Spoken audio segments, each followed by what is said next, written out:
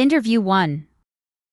Welcome to Green Innovations. Today, we're discussing the rise of electric cars with Mr. James, an expert in sustainable transportation. Mr. James, thank you for joining us. Thank you for having me. Electric cars have gained a lot of attention recently. Could you explain why they are becoming so popular? Absolutely. One of the main reasons is the growing concern about climate change. Electric cars produce zero tailpipe emissions, which makes them much more environmentally friendly compared to traditional gasoline-powered vehicles.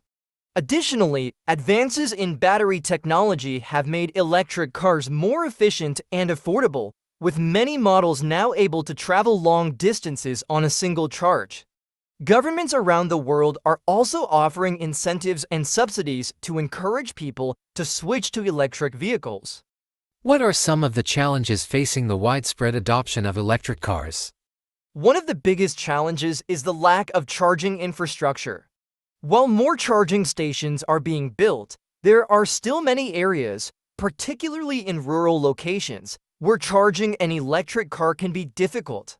Another challenge is the high initial cost of electric vehicles, although this is decreasing as the technology becomes more advanced.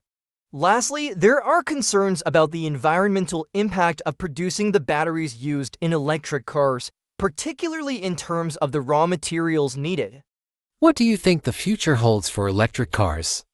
I believe we'll continue to see an increase in electric vehicle adoption, especially as the technology improves and charging infrastructure becomes more widespread. In the long term, I think electric cars could completely replace traditional gasoline-powered vehicles. We're also likely to see more innovation in terms of battery technology, making electric cars even more efficient and affordable. Interview 2. Welcome to Workplace Evolution. Today, we're speaking with Ms. Clara, a workplace consultant, about the rise of remote work. Ms. Clara, thank you for joining us. It's my pleasure. Remote work has become much more common in recent years, particularly due to the pandemic. What are some of the reasons behind this shift? The pandemic certainly accelerated the trend, but there are several other factors at play. First, advances in technology have made it easier than ever for people to work from anywhere. Cloud computing, video conferencing, and collaboration tools allow teams to communicate and work together seamlessly, regardless of their location. Additionally, many employees appreciate the flexibility that remote work offers, allowing them to balance their personal and professional lives more effectively. What are some of the challenges associated with remote work? One of the biggest challenges is maintaining communication and collaboration among team members, especially when they're spread out across different time zones. It can also be difficult to establish a clear boundary between work and personal life, which can lead to burnout. Additionally, not all jobs can be done remotely, so there are limitations to how widely remote work can be applied. Lastly, some employees miss the social interaction and sense of camaraderie that comes with working in an office environment. How do you see remote work evolving in the future? I think we'll continue to see a hybrid model become more common, where employees split their time between working remotely and working in the office. Companies are recognizing that offering remote work options can help attract and retain talent, but they also see the value in having employees come into the office for collaboration and team building. As technology continues to improve, I expect remote work will become even more seamless and integrated into the modern workplace. Interview 3. Welcome to Healthy Living. Today, we're joined by Dr. Emily, a nutritionist, to discuss the benefits of eating organic foods. Dr. Emily, thank you for being here. Thank you for having me. Organic foods have become increasingly popular in recent years. Could you explain why more people are choosing to buy organic products?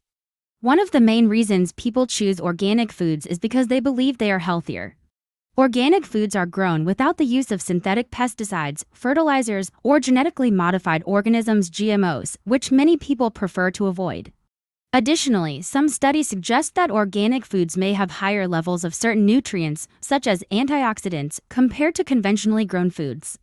Another reason is that organic farming practices tend to be more environmentally sustainable as they promote soil health and reduce pollution.